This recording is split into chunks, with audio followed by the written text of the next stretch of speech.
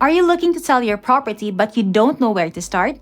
In today's video, I'll be breaking down my entire listing process from start to finish. I'll be sharing with you what my responsibilities are as your listing agent, the marketing strategies I will be using to sell your property. I'll also be explaining what is an authority to sell and what is the difference between an exclusive and non-exclusive ATS. So if you are looking to sell or rent out your property, then check this video out and click that like button while you're at it. You can also contact me on WhatsApp for a full property consultation. Contact info is in the description box. At the end of this video, I'll also be revealing the fastest time it took for me to sell a property. So there are 4 steps that I follow when listing a property. First, set a meeting with the property owner or their representative or attorney in fact. The first step is crucial because listing a property is an agreement between the broker and the owner. It doesn't have to be a face-to-face meeting, as a lot of the sellers that I work with are based abroad or in other cities. So for sellers who cannot meet me in person, I set a meeting with them via Zoom wherein I discuss the listing process, my scope of work, the marketing strategies that I will be implementing, and what the standard broker's fee is. So actually everything in this video, that's what I will be discussing, or I can just send you this video and you can check all the information out. So it's during this time as well that I get the property details and discuss the different types of financing options that buyers usually go for. Part of the listing process is to obtain an authority to sell from the seller. So this is an important document because PRC mandates as brokers to get an ATS before we can market a property. This document basically authorizes me as your broker to list and market your property, bring buyers to the property, and facilitate the negotiation on your behalf for a 5% broker's fee, and this is valid until the property is sold or until you decide to take it off the market. Having an ATS will also protect you, the seller, from unscrupulous agents, as you can properly screen the agent before listing your property with them. So an ATS can be either exclusive or non-exclusive. A non-exclusive ATS gives the seller the right to list his or her property with multiple agents. But if you don't want to be dealing with several agents, then we can also do an exclusive listing agreement wherein I, as your main broker, will handle everything for you, and you can just sit back, relax, and wait for me to bring you the buyer. If you'd like to know what the content is of a standard ATS, message me on WhatsApp so I can send you a copy. Now here is what I discuss with my sellers during our meeting. So first, my responsibilities as the listing agent. So my responsibilities are quite extensive, but they can be broken down in 3 main categories. First is client representation. Second is sales and marketing, and third is legal compliance. So with client representation, I will act as the intermediary between you and potential buyers. I will screen the buyers for you and make sure that we will only be dealing with qualified buyers. I'll also be facilitating negotiations once a buyer has made an offer. And then we have sales and marketing. So we will be doing a market analysis, a deep dive on the marketability of your property. I will come up with comparables, what similar listings to yours sold at, what the real estate market is like right now, and what's the price per square meter in your village, all those other stuff. So we don't pull prices out of thin air. We need to check the market first, so we will be able to come up with a competitive price point. A wrong price point would lead a property sitting in the market for years and years, and you don't want that, because the whole point of you listing your property with me is to get it sold as fast as possible at the best price points. Another thing is marketing. The right marketing strategy is key to a property getting sold fast. Digital marketing is a key strength of our team, as we have a dedicated media team for our listings. We invested in premier gear, like we have a wide angle lens, a drone, high quality camera, MacBook Pro for editing, and other editing tools. And also we have people with the right skills to ensure that we are able to come up with top-notch marketing collaterals, photos, videos, and written word to ensure that your property is presented in the best possible light. Because of the marketing that I do, I've been able to sell listings in as short as 4 days. However, I've even sold property in less than 4 days. So if you want to know what's the fastest time it took for me to sell a property, watch till the end of this video to find out. Now, some listings take 1, 2 weeks, 3 weeks to get sold, some months, some even years. But it depends on the price point, it depends on the type of marketing that you do.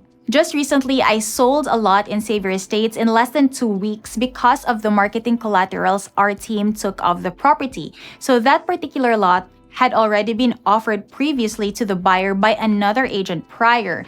But the buyer didn't really notice that property until our team showed her the drone shots of the lot. Again, presentation matters, especially with high-ticket items like real estate. And being able to sell listings in under a month is already considered very good time, already very fast.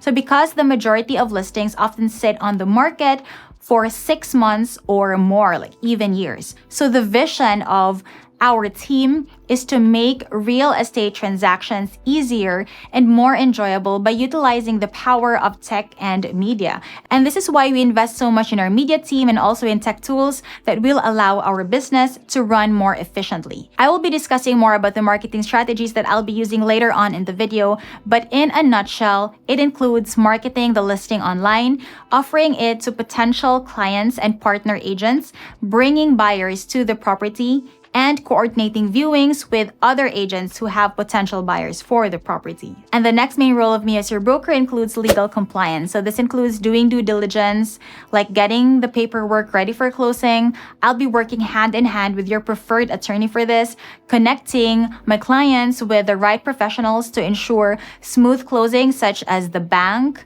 attorney, and a processor who will do the title transfer from the seller's name to the buyer's name. So quick disclaimer, I do not do title transfers. However, I can refer you to a reliable processor who can do it efficiently. I've been working with her for years and I can vouch on her credibility and competence. The next thing that I'll be discussing with the seller are the property details. So for instance, if it is a house and lot, I will ask what the location is, the floor area, lot area, number of bedrooms, year built, how many parking slots are there.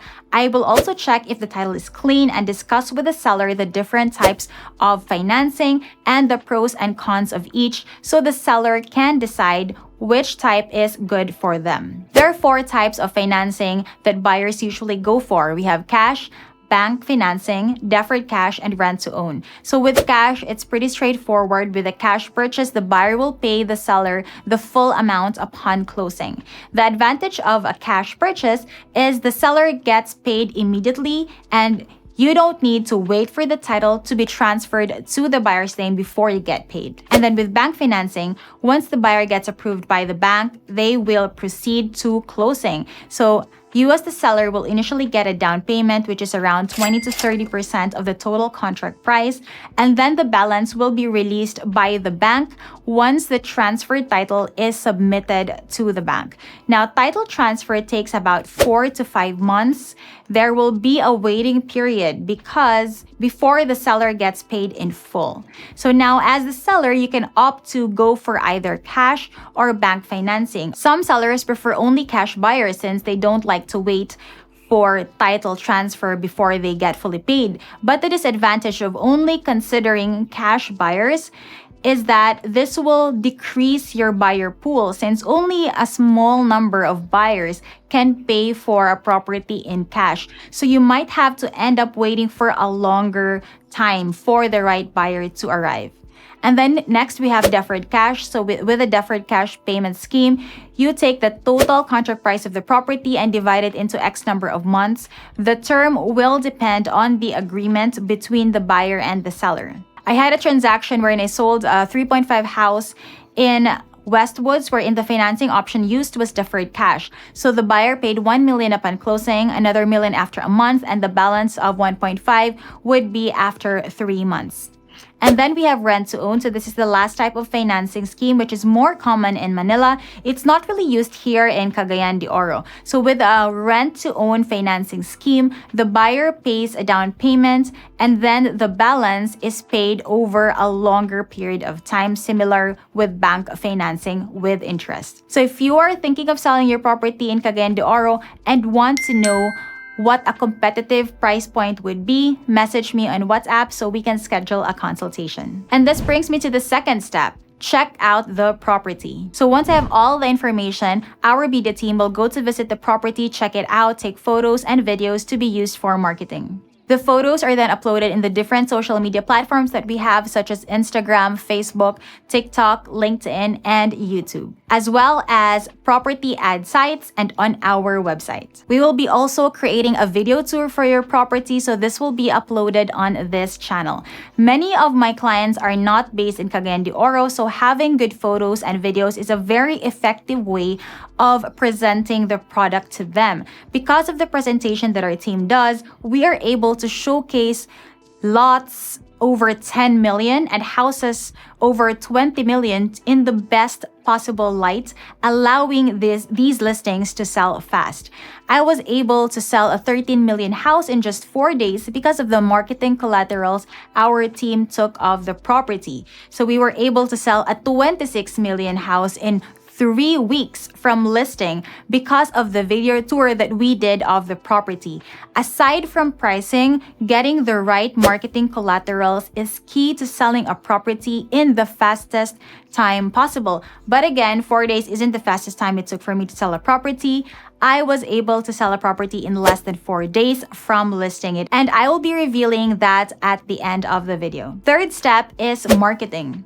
Once our team has checked out the property, the next step is to launch a marketing campaign for the listing. So there are 2 strategies that I use. We have offline and online marketing.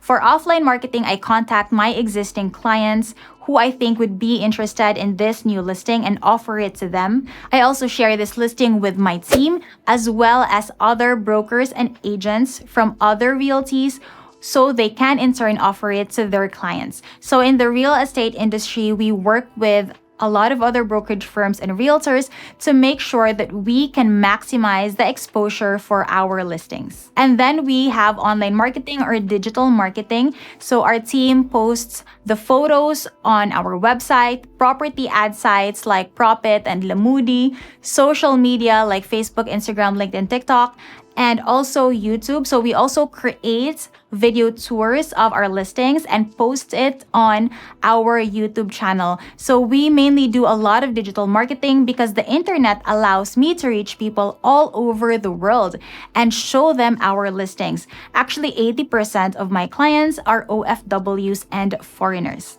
And then the fourth step is to start offering the listing to potential clients and to bring buyers to the property. So once I have implemented all these marketing strategies, I then get inquiries from interested buyers. Some inquiries lead to property tours and some will close. So it will be part of my responsibility to take interested buyers to see the property. If the buyer likes it, then the next step is to make an offer. Another task I have as your broker is to facilitate the negotiation stage. So this is one of the most delicate and challenging parts of the sales process.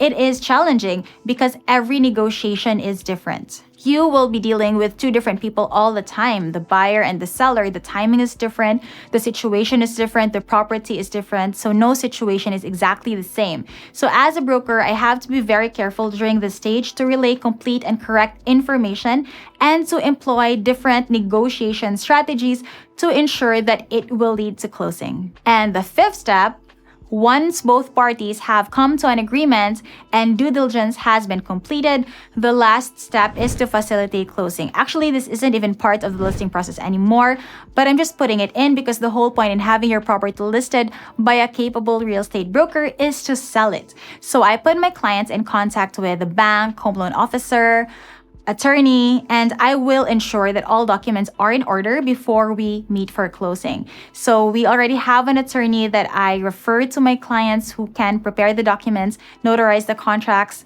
But if you have your own attorney, then that's also fine. So for the title transfer, I also have a processor who does title transfers from the seller's name to the buyer's name for a fixed fee per title. So we have all these people in our team or connected with our team that we can refer you to ensure a smooth and pleasurable closing for all parties. So again, the 5 steps to listing a property are: first step is to set a meeting with the property owner or their representative to really list that property, get the authority to sell signed. Second is to check out the property. Third step is to market the property.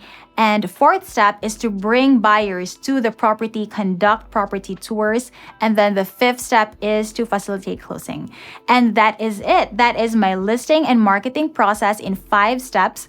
Now, as for the fastest time it took for me to sell a property, I was able to sell a residential lot in Morning Mist Village in 15 minutes. So 15 minutes is my record. It has not yet been beaten, and I think it's pretty hard to beat.